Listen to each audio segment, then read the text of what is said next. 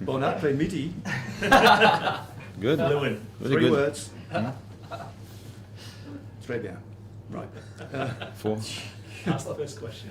I'm not asking the first question in French because it will be misconstrued.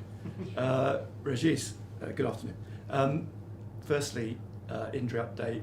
Dan Ballard and Nielsen and Gulo, you said they weren't quite ready last week, but not far off. Yeah, Ballard is fully fit. He has trained normally this week, so available for selection. For Nielsen, Berto and Jocelyn, still sidelined, but really close to reconnect with the squad, probably around the Forest game, a bit before, a bit after, for part or full training sessions. You said after the game last week that you had some very tough decisions to make in naming your starting 11, and it's quite hard on Trey Hume and Hertrauder and Talby, Shamstein to leave them out. Now you've got pretty much everybody fit, and there's a few exceptions. Do you, in your mind, have your first choice 11, or is it too nuanced for that? Yeah, it's dynamic. And we spoke with the players around this important topic because it didn't happen often this year, probably a bit at the beginning. Then after that we had the AFCON, injuries and so on. But the goal of the purpose of the club is to grow, and if you want to grow, you need depth in your squad. And it means competition in different positions. So, for example, Trey is probably now, I think, the second highest game time in the squad, and he was on the bench for this game. But he was ready to start and to come on if it was necessary, and he did well. So it's about our culture, and you will have more depth, but also this competition allows us to push ourselves and to be more competitive as a squad. And how pleased are you then when you look back to the start of the season and the players that were playing then and the teams that you were naming compared to their development and where they are now? And how we talked about Chris Rigg last week and how he's matured.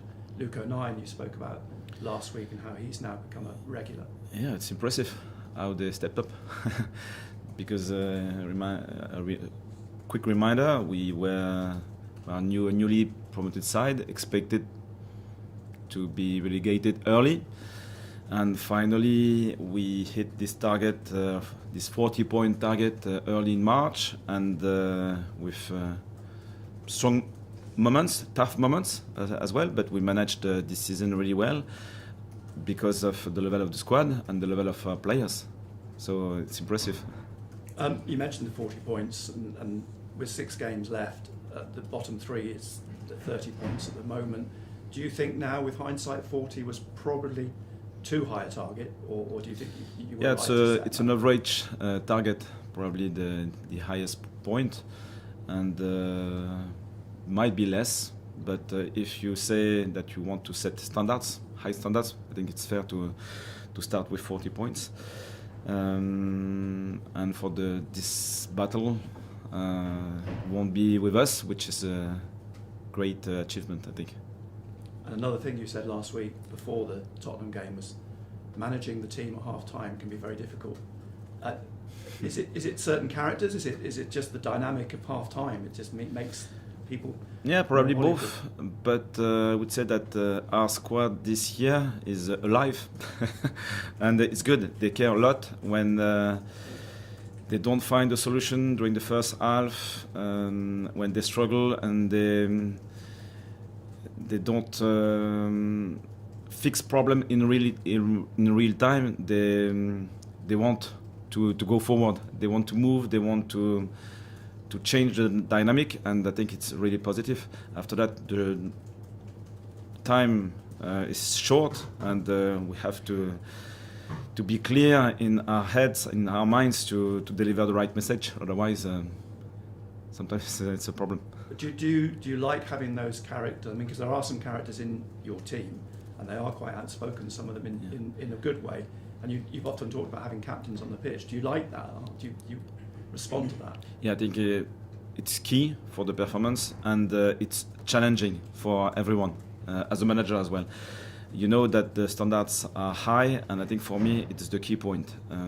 Results are a consequence of our daily standards, and with the players we have in our dressing room, the standards are high, and it means that you have to be demanding with the team, with the coaching staff, with me as well, and it's positive. And briefly for me, Villa, having an excellent season, another great result for them last night. They've always managed to bounce back on a Sunday after a Thursday game, largely in the European competition. I think you know exactly what to expect, don't you? Yeah, it's a big challenge, an exciting one, once again, because in this league you play in Europe every week, almost. Aston Villa, they are consistent, really well organized, well coached. Naimari is doing a great job. And they are consistent when they win and consistent when they lose as well, which for me is really important because results are sometimes unpredictable because football is not a clean science. You can dominate and win a game, you can dominate and lose a game, but the way you manage the club, the team is really important because it's about consistency once again. How do you approach this game? Because at home, Villa are one of the best teams in the Premier League. I think only the top two have conceded fewer goals at home from them this season. So you know the size of the challenge. How do you approach it? We have positive energy in the team at the minute. So it's with an underdog mentality. We are approaching this game, a big challenge, both tactically and about the quality of their individuals, because they are smart as a team, adaptive with the ability to create many problems, to fix problems as well, and they have game changers. So sometimes you don't fix the problem collectively, but someone can change the dynamic of a game. So it will be really challenging, but it's an exciting challenge. As a team, do you see a different team that you're facing this weekend to the one you faced back here early in the season, because their form has changed? Yeah, we'll experience it quickly. It's always different because the dynamic is evolutive. So it was at home early in the season, now it's away, and it's the money time, and I think they are in a great form. So yeah, I repeat, it's a big challenge, but we want to approach it in the good way. And what about for yourselves? Because you spoke to Nick there about setting that 40-point mark and wanting to set the standards here. As a group, have you discussed the possibility of finishing in the top 6, 7, 8 and the run in the season, how you approach it? Yeah, the approach remains the same. I repeat, results are consequence of daily standards. If we stay consistent, we want to learn, we want to keep this identity, this togetherness, we want to stay consistent. We don't know what we can achieve, really. So it's about this daily ambition, and I felt once again this week that the energy is growing, and it's positive. After that, the challenge is big, but we'll try to fix it. Is it a different energy, a different challenge compared to how you set out the season? Because all the talk at the start of the season was must get to 40 points, must stay in the league. Well, the prize is a bit different. Yeah, no, it's not really different. The environment can change, but the quality of the management is to stay focused, even with noise. And we know that the relegation might be a big threat, but if we stay focused and consistent in our way of working, I think this is the main challenge for us. So it's the same when it's positive. You don't want to change your mind. Otherwise, you'll create your own trap or problems. Thank you. Hi, Régis. It's been a long season. I imagine the players are tired. You're probably tired. How do you stop everyone from relaxing now that you're safe from relegation and have been for a while, and keep motivated for these last 6 games? Yeah, we had this question after just before the international break. So we felt that the period was long, and probably between November and March, it was the most demanding period in the season, with the AFCON, injuries, suspensions, and so on. And after reaching this target, the question remained: will we have the same energy, the same ambition or not? And it was the case. We won at Newcastle, lost against Brighton. We will bounce back, yes or no? It was the case against Tottenham, and I can repeat that the energy in the dressing room is high. They want to play, they want to enjoy the moment, because it's rare, and the ambition is still high. If you could take this club into Europe, what would that mean to you if you could qualify for one of these competitions? I don't think like that. So what will be the outcome of the season? I don't know.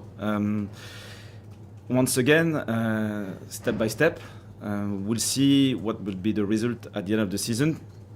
I can say that we are currently ahead of our targets, clearly. So the season is fantastic. Can we go further? We don't know, but we'll work on it. And does Dan Ballard come straight back into your team, or I suppose Luke O'Nien has shown that he deserves to keep his place, or we could argue he deserves to keep his place? Yeah, we don't have to rush the process at the minute, which is good. He's available for selection, but you understand the dynamic of the group. Even for Ballard, I think it's key to build his fitness level rather than to rush the process now.